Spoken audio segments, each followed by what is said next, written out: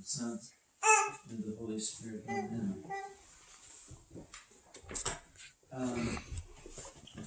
I remember when I was very small,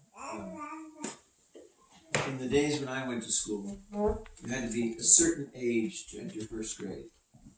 And so if you weren't the exact age of, I forget what it was, how old, 5 and so many months or whatever it was, you couldn't start first grade. And even if you were just 1 month away from it, you had to wait till the next year to go to school. And then you would be at the right age, and then you'd be at an age you were too old later on. And I happened to be one of those darling children that was 1 month short of being the right age, so I had to wait another year.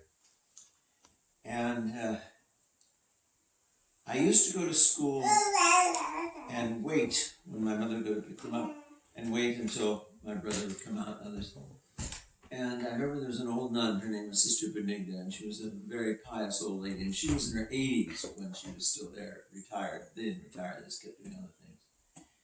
And one day I did something, I don't know what it was, my mother was outraged, and the nun said to me, "John, it's much harder to do the wrong thing than to do the right thing."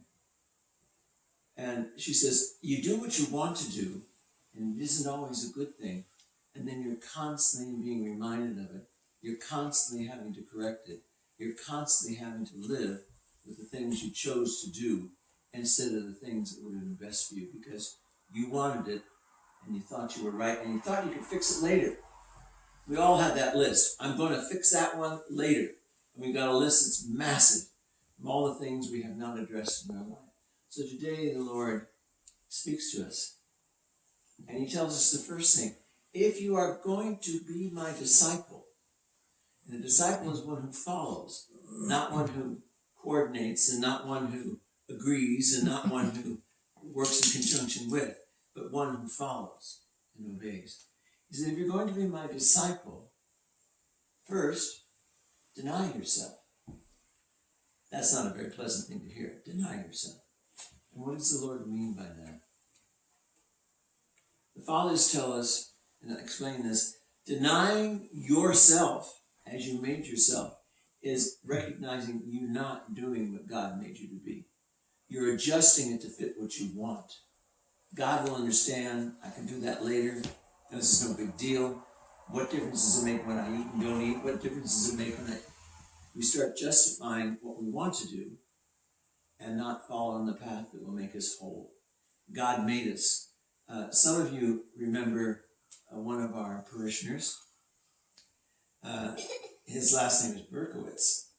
And he and Father Silouan were students at, I can't remember the college in New York City. Was it, what's the one on Madison?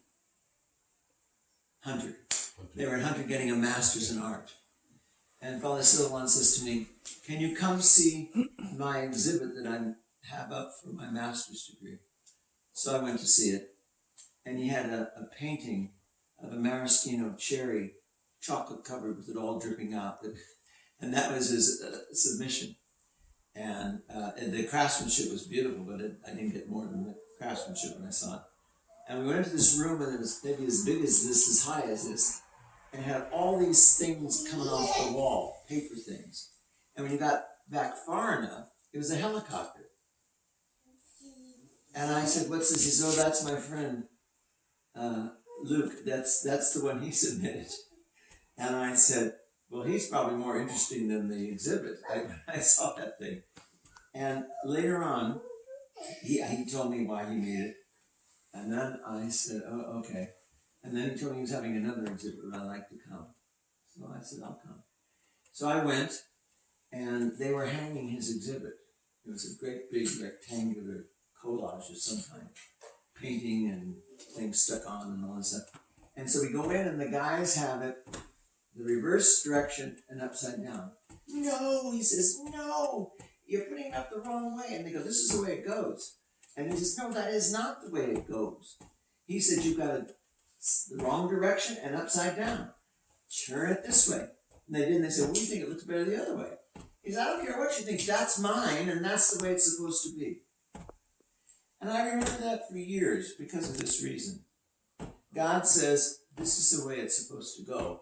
this is how I made it. You go, no, no, no, no. I think I'd be better this way. I think it works better this way. And you got to understand, Lord, this is the way it's going to be. So what the Lord says, deny that stuff. Deny that insanity that you know better than anyone else, even about yourself, and it's not true. And so we have to first deny ourselves. That's let go of the junk we put in our life. Let go of the rebellion and the denial and the lack of obedience and the lack of desire to be who we really are and become who we're meant to be. And then we have no regrets. Then we don't spend our life trying to fix the mess we made when we were younger and can't get beyond it. All of our habits, every one of them, is I can do it or I can't do it when we start. And later on, I can't stop no matter what I do. There's no way to stop. Because they have become, as the fathers say, sin, when it becomes a passion, becomes second nature. You can't tell it from your own nature. It is intrinsically a part of you. You have made it one with you. And you can't distinguish it from what is you and what isn't you. That's what he says, deny yourself. Because if you lose your life for the gospel's sake, you will find it. If you die, you will live. But if you put out all the directions, all the guides, all the things that will bring us the fullness of life, we end up in our whole life being sorry, constantly trying to fix disasters, running after our passions, trying to keep them going and trying to put them out, and we're just a wreck. So the Lord knows what's best. He says today, this is the cross that I give you. Not that you're going to live in a life of misery and suffering, but you're going to say no to that which isn't you, and yes to the promises of God, which will make us whole human beings. So the cross is a struggle, but it's a struggle that gives life. And our passions are a struggle that brings us death. So let's wake up and deny and accept the cross and live a good Christian life. In the name of the Father, and the Son, and the Holy Spirit. Let us all say with our whole soul and with our whole mind, let us all say,